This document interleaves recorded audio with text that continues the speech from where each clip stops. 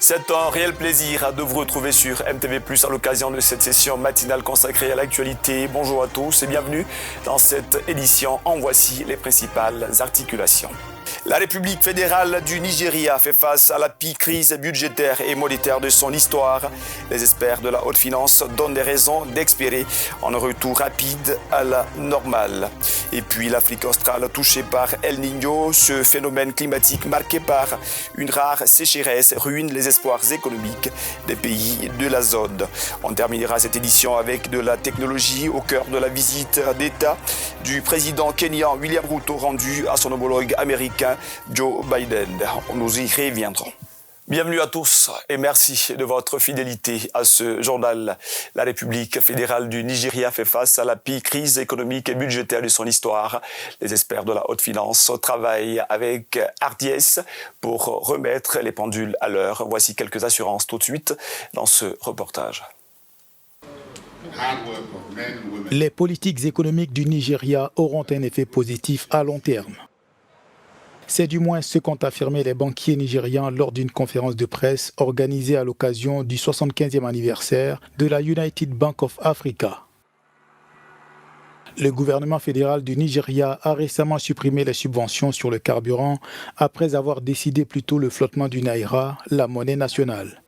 Ces mesures ont pourtant accentué l'inflation dans le pays.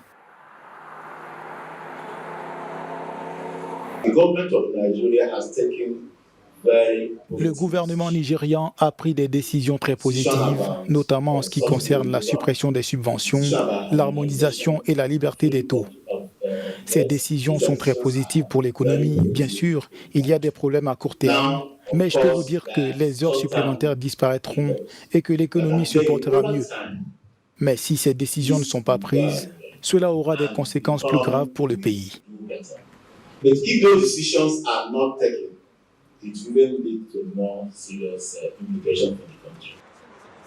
Les données du Bureau national de statistique ont montré que la contribution du secteur des services financiers du Nigeria au produit intérieur brut a augmenté de 26,5% en 2023 par rapport aux chiffres de 2022. Ces experts bancaires estiment que malgré la situation économique actuelle, le secteur est bien positionné pour résister à certains chocs. Le marché nigérian des services bancaires aux consommateurs est très résistant. Malgré tous les vents contraires, il a continué à croître, même si le pouvoir d'achat est un peu faible, mais il a résisté au cours des dernières années. Pour nous, notre contrôle dans ce domaine est donc d'être en mesure de fournir des solutions bancaires uniques au marché des services bancaires aux consommateurs, mais aussi de renforcer les capacités financières et d'améliorer le pouvoir d'achat. Le Nigeria est confronté à une crise économique sans précédent depuis 3 décennies, alors que la Banque centrale du Nigeria annonce des mesures nécessaires pour rétablir la santé fiscale. L'UBA, considéré comme l'un des piliers du commerce au Nigeria et sur le continent, maintient sa politique de soutien aux petites et moyennes entreprises avec un rôle crucial pour la croissance économique et la création d'emplois, même en cette période difficile.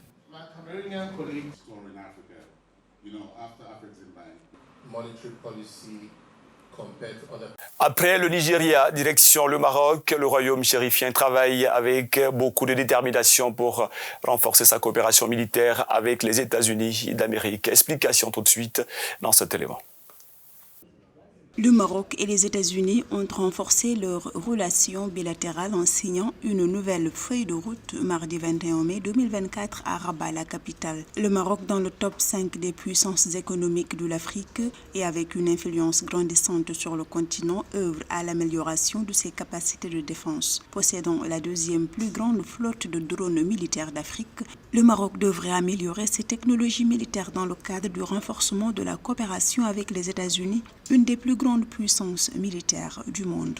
Ce qui nous entrevoyons ici, c'est que les États-Unis renforcent leur coopération militaire de 2 décennies avec le royaume chérifien au moment où l'armée américaine, la base américaine est quand même chassée du Niger et que l'Amérique ne peut pas se permettre de ne pas avoir la vue sur cette bande sahélienne et par là le reste du continent. De ce fait, je crois que c'est les États-Unis qui tirent plus profit de cette stratégie. Le Maroc a entrepris un programme de modernisation des forces armées royales afin de renforcer ses capacités de défense et améliorer ses équipements militaires. Entre 1980 et 2024, les forces armées royales auraient fait l'acquisition de 223 aéronefs pilotés à distance auprès des fournisseurs étrangers selon le site Military Africa. Par ailleurs, les États-Unis jouent un rôle crucial dans ce processus en fournissant des équipements militaires de pointe au Maroc.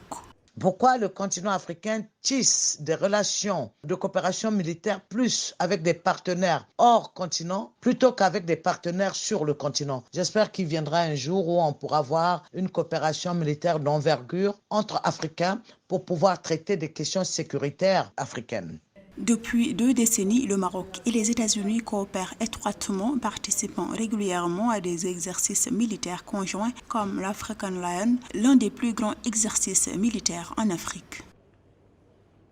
L'actualité internationale, à présent, je vous propose de prendre le chemin du Qatar pour écouter l'homme fort de Kigali, le président Paul Kagame, a pris la parole à l'occasion du forum sur la sécurité pour réaffirmer sa volonté d'accueillir des demandeurs d'asile expulsés du Royaume-Uni.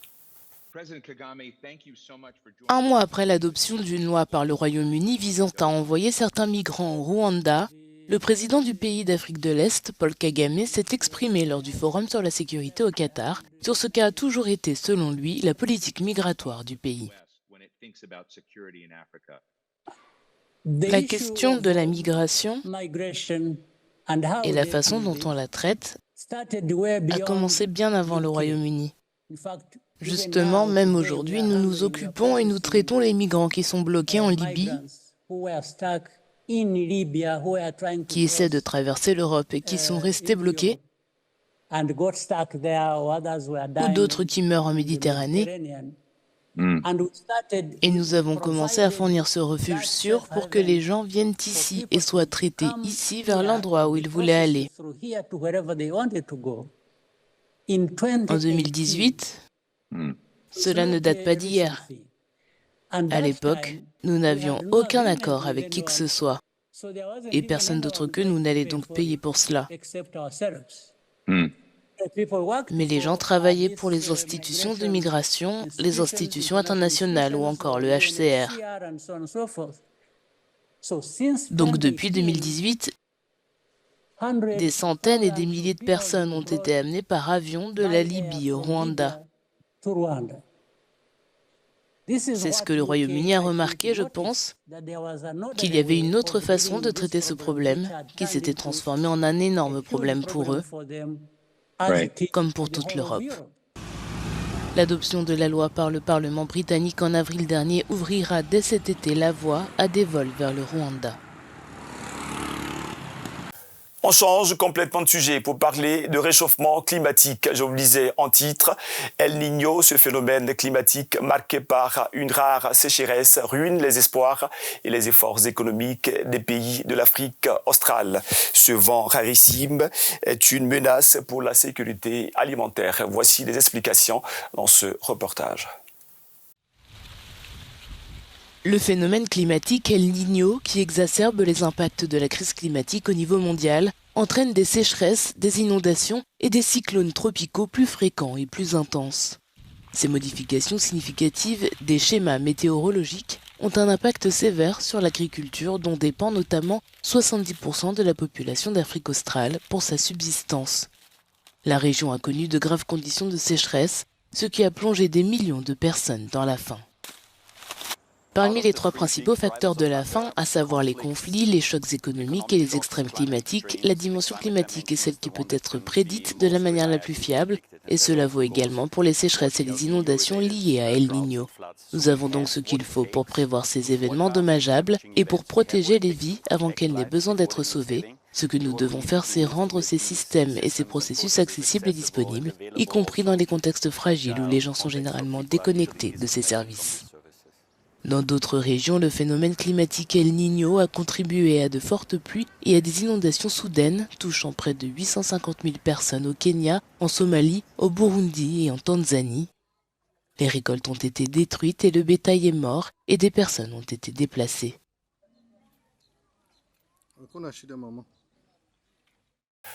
Parlons à présent de coopération nord-sud. Le président kényan William Ruto a rendu une visite d'État à son homologue américain Joe Biden. Au cœur de cette visite, un chapitre important pour le développement du Kenya, la technologie. Joe Biden a invité le président kenyan à visiter la sympathique ville d'Atlanta. Le président kényan William Ruto a été accueilli par son homologue américain Joe Biden à la Maison-Blanche à Washington. Cette visite d'État de 3 jours a commencé par une réunion avec les dirigeants du secteur technologique et des chefs d'entreprise. Le chef d'État américain a notamment souligné la longévité des relations diplomatiques entre les États-Unis et le Kenya. Aujourd'hui, alors que nous célébrons 60 ans de liens entre nos deux pays, il est clair que nos peuples sont la véritable force de ce partenariat, et dans un partenariat qui fonctionne bien. Nulle part ailleurs cela n'est plus important que dans le domaine de l'innovation. C'est pourquoi nous avons tant d'entreprises autour de cette table, de la Silicon Valley à la Silicon Savannah. Nos collaborateurs nous ont fait progresser et ont été les pionniers de nouvelles technologies qui transforment des millions de vies.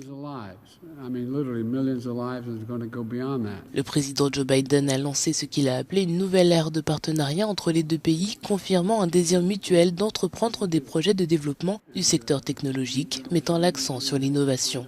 Nous lançons une nouvelle ère de coopération technologique entre le Kenya et l'Amérique, y compris de nouveaux échanges et investissements dans les domaines clés de la cybersécurité, de l'intelligence artificielle et des semi-conducteurs. Et ces progrès sont dus en grande partie aux dirigeants présents autour de cette table. Les États-Unis devraient, à l'issue de cette visite d'État, désigner le Kenya comme un allié majeur non membre de l'OTAN. Le Kenya serait le premier pays d'Afrique subsaharienne à recevoir cette désignation qui symbolise la volonté de Washington d'approfondir ses relations stratégiques avec le pays. Notre jeune population talentueuse, éduquée, innovante et la technologie américaine de pointe, ainsi que les capitaux d'investissement et les investisseurs avides d'opportunités, non seulement au Kenya mais aussi sur notre continent, sont parfaitement adaptés à ce moment. Je pense que nous vivons un moment historique pour explorer les possibilités d'investissement entre le Kenya et les États-Unis. Cette visite intervient alors que les États-Unis se préparent à déployer des forces en Haïti dans le cadre des efforts déployés par l'ONU pour faire face à la crise sécuritaire. Après les États-Unis, prenons la direction du Pakistan. C'est à l'autre bout de la planète. Une vague de chaleur frappe ce pays. Les thermomètres affichent 50 degrés Celsius. Au Pakistan, des centaines de personnes ont été victimes de coups de chaleur ce jeudi, provoqués par la vague de chaleur intense qui s'abat sur le pays.